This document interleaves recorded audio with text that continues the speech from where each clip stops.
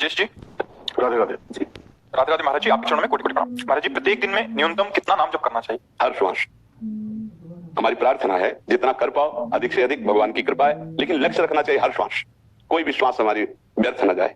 नाम श्वास दो बिलक चलते हैं, इनको भेद नमो को भावे, श्वास ही नाम नाम ही श्वासा, नाम श्वास को भेद मिटावे, रोम रोम तब रग रग बोले, तब तक स्वाद नाम को पावे। जीवन मुक्त होने के लिए, भगवत प्राप्ति के लिए हर श्वास नाम जप करने का अभ्यास करो। जितना हो रहा है वो कम है, हमें ऐसी भावना रखनी है।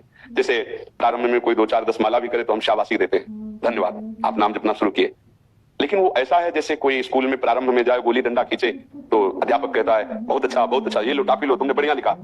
लेकिन वो साल भर अगर ऐसे ही करता है तो चाटा मारेगा वो कि इतना ही नहीं आगे भी है। तो वास्तविक हमारा लक्ष्य होना चाहिए हर श्वास नाम जप करना, क्योंकि जिस श्वास में हमारी मृत्यु होगी, अगर उस श्वास में नाम नहीं हुआ तो पता नहीं क्या चिंतन होगा।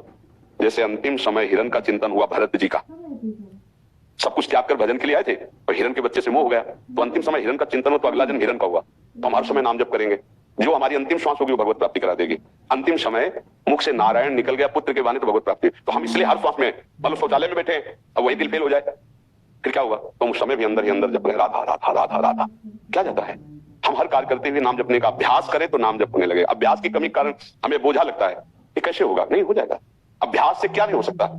देखो एक प्राकृतिक चेष्टा है कि एक आदमी की आंख में पट्टी बांधी गई, आसपास एक आदमी लिटाकर उसके तरबूज रख दिए और वो ढंग से उनको फोड़ रहा है कि एक आदमी से लिटा दिया गया, उसके आसपास नारियल या तरबूज रख दिए गए और जो फोड़ेगा उसकी आंख में पहले नमक डाला, फिर काली पट्टी बांधी और उसको घन से फोड़ रहा है। डर लग रहा था कि अगर चूक गया तो उसके हाथ पैर खोपड़ी कहीं लग जाए, लेकिन सब फोड़ दिए, कहीं नहीं लगा। क्या हुआ, अभ्यास।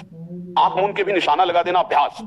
तो क्या हम अभ्यास करें तो भजन नहीं हो सकता हमारा? भगवान कहते हैं अभ्यास योग युक्त न चेतसा नान्य कामना। अगर अभ्यास करेंगे भजन का तो ऐसा एक दिन भजन होने लगेगा कि चित्त जाएगा ही नहीं, उठते बैठते चलते फिरते हर समय नाम चलता रहेगा। नाम चले हर समय, यही लक्ष्य है। जितना जप रहे हो धन्यवाद, और आगे बढ़ाने की कोशिश करते रहो। गणना मन लगाने के लिए है, फल प्राप्ति आप ऐसे ही बोले राधा, वो भगवान सुन रहे हैं। वो नाम आपका जमा है, आप गिनो या ना गिनो, वो फिर ही नहीं जाने वाला कि हमने गिना नहीं तो वो व्यर्थ चला गया, ऐसा नहीं है। अगर आप ऐसे ही राम राम बोल रहे, कृष्ण बोल रहे, हरि बोल रहे, वो आपका जमा हो रहा है, भागवतिक बैंक में जमा हो रहा है, अविनाशी फल देने वाला नाम है। समझ पा रहे, इसमें कोई संशय आपको? जी। विनायक जी महाराष्ट्र से। राधे राधे महाराज जी, आपके चरणों में कोटि कोटि प्रणाम। महाराज जी, जब कोई ब्रह्म ज्ञानी महात्मा अपना स्थूल शरीर छोड़ता है तो उसका सूक्ष्म शरीर कहा जाता है? जीते जी वो जीवन मुक्त हो जाता है, सूक्ष्म रहता ही नहीं। ब्रह्म ज्ञानी की बात है। स्थूल सूक्ष्म और कारण तीनों शरीरों का राग त्याग करके स्वरूप बोध में स्थित हो गया, वो तो जीते जी जीवन मुक्त है। बस शरीर छूट के जो ये पंचभूत तत्व अपने आप में मिल गए, वो ब्रह्म स्वरूप है, उसको कहीं आना जाना थोड़ी है। वो तो आकाश की तरह व्याप्त है, उसको किसी लोकांतर में जाना आना कुछ नहीं होता। उस परम ज्योतिष स्वरूप आत्म स्वरूप में, वो अपने ही स्वरूप में लीन, उसका कहीं आना जाना नहीं होता। बस धातुएं में मिल गई, वो धातु थोड़ी हो तो परमात्मा ब्रह्म स्वरूप है। जब ब्रह्म का बोध का मतलब अपने स्वरूप का बोध हो जाना, और उसमें 3 शरीरों का त्याग होता है, स्थूल शरीर, सूक्ष्म शरीर, कारण शरीर। जब कोई चिंतन ही न रह जाए, न सत न असत चिंतन, तो जो बचा वो अपना स्वरूप है। चिंतन चित्त के द्वारा होता है। जब चित्त की चिंतन का ही नाश हो जाए, कोई चिंतन नहीं, जो चिंतन रहित है वो ब्रह्म स्वरूप है। क्योंकि चिंतन होता है, हम चिंतन कर रहे हैं, चिंतन एक क्रिया है, और जिसका चिंतन हो रहा है वो, और जो चिंतन कर रहा है, 3 है ना, त्रिपुटी का लय हो गया तो स्वरूप बोध होता है। क्योंकि ब्रह्म ज्ञान शब्द बोला है इसलिए, उसका न कहीं आना होता है, न जाना होता है, न मरना होता है, न जीना होता है। धातुओं से बना हुआ ढांचा धातुओं में मिल गया, प्रकृति की वस्तु प्रकृति में मिल गई, वो परमात्मा स्वरूप व्याप्त तत्व, जैसे सर्वत्र व्याप्त। वो कोई एक सीमा में शरीर में बंधा हुआ व्यक्तित्व तो नहीं रह गया, वो जीवन मुक्त ब्रह्म स्वरूप हो गया। ब्रह्म सर्वम खलमिदम, वो व्याप्त तत्व है, वो अपने स्वरूप में स्थित हो गया, उसका कहीं किसी लोक में आना जाना ऐसा नहीं होता। ब्रह्म ज्ञानी की बात। भक्त की गति दूसरी होती है, समझ पा रहे? जो भक्त है, जैसे हमने भगवान द्वारिकाधीश की आराधना की तो हम द्वारिकापुरी में शरीर छोड़ने के बाद जाएंगे, राम जी की आराधना की तो साकेतपुरी जाएंगे, शिव जी की आराधना की तो कैलाश जाएंगे, वृंदावन बिहारी के तो वृंदावन दिव्य चिदानंद धाम में आएंगे, भोगों की आराधना की तो मृत्यु लोक में फिर भोग भोगेंगे आके। ऐसे कर्म किए जैसे तो नरक जाओ यातना दे भोगो, ऐसे कर्म किए तो स्वर्ग जाओ सुख भोगो। अलग अलग कर्मों का हिसाब है, लेकिन ब्रह्म जो बोध है वो कैवल्य पद है, वो व्याप्त परम तत्व है, उसका कहीं आना जाना नहीं होता। वो जीवन मुक्त, जीवन मुक्त जीते जी, वो केवल चलता खाता पीता दिखाई दे रहा है, वो कुछ करता नहीं है। प्राकृतिक क्रियाएं हो रही लेकिन वो उसका करता नहीं है। जीवन मुक्त महाप्रभु, वो स्थिति जब स्वयं में अनुभव में आती तभी जानी जाती, वाणी के द्वारा अनिर्वचनीय, बस इशारे से है, उसका कहीं आना जाना नहीं होता, वो जीवन मुक्त होता है। समझ पा रहे हो? हाँ, इसको दिमाग में रख लो, साधन करो, आगे समझ में आ जाएगा। हम अपनी तरफ से बच्चा कह रहे चिंतन शून्य होना बहुत कठिन है। आप देखो ना, एक क्षण भी बिना चिंतन के रहते हो क्या? चिंतन होता है।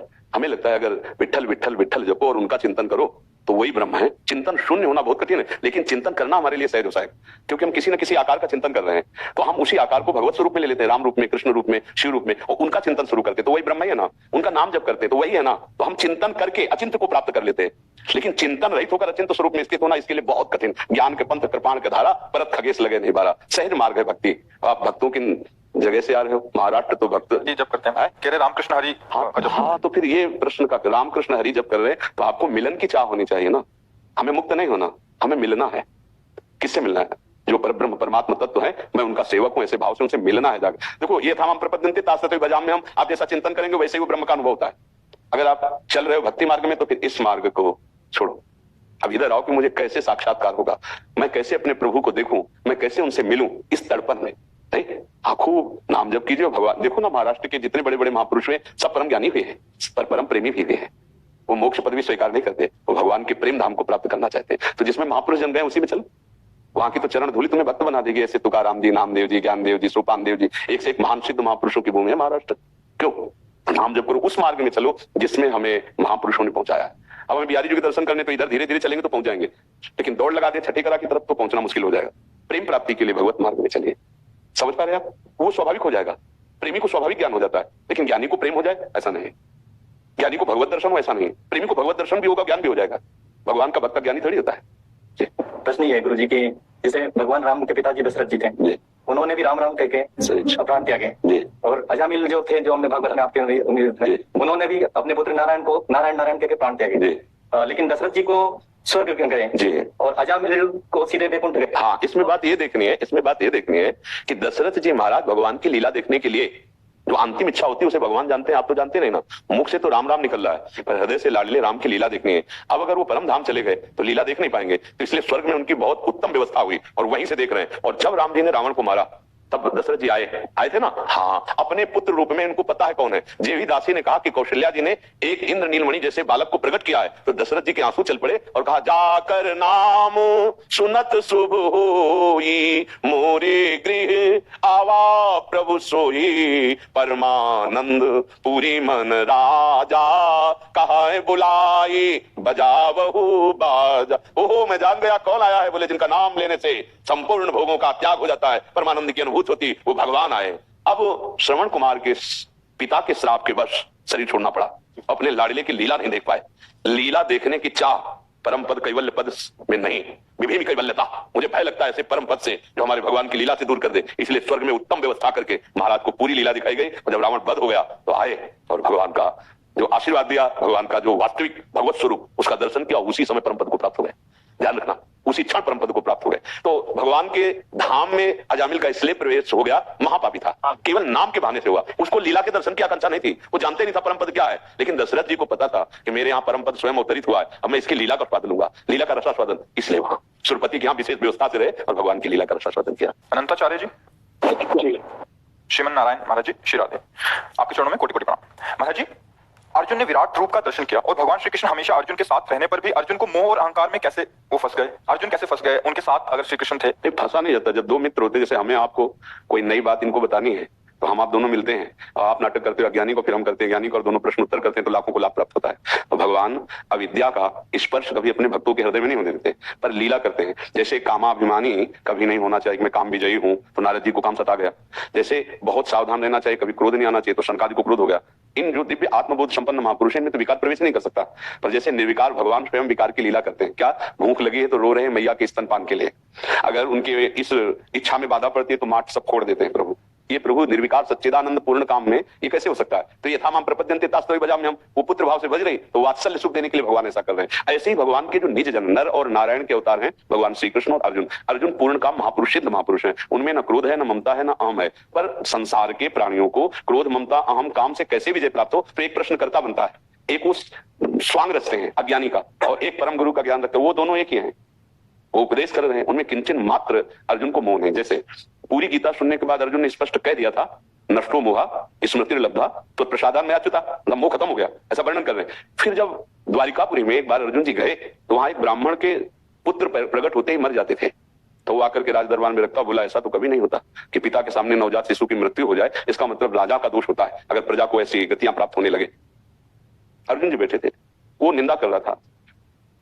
अर्जुन जी ने कहा, मैं प्रण लेता हूं कि आपकी जो तुम्हारी संतान होगी उसकी मैं रक्षा करूंगा, यदि रक्षा नहीं कर पाया तो मैं चिता लगाकर भस्म हो जाऊंगा। भागवत में है। तो उस ब्राह्मण ने कहा, अर्जुन तुम व्यर्थ की बात क्यों करते हो? जहां भगवान श्री कृष्ण और बलराम जी विराजमान है वो हमारे बालक। कहूंगा मैं श्री कृष्ण और बलराम नहीं हूं, मैं गांडीव धनुषधारी अर्जुन हूं, जो प्रतिज्ञा करता हूं उसका पालन करता हूं।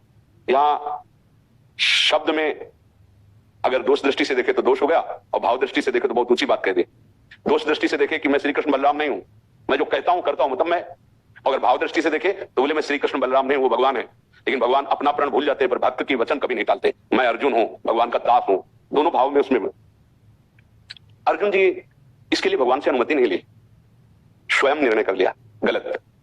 जब हम अपना गुरु मानते, शिष्यस्ते हम साधिमाम प्रपन्नम, तो पूछना चाहिए भगवान से कि आदेश हो तो मैं रक्षा का संविधान करूं, लेकिन पूछा नहीं। क्या झलक रहा है यहां? इसके बाद पहली तो बालक जब पैदा होता था तो उसका 100 मिलता था।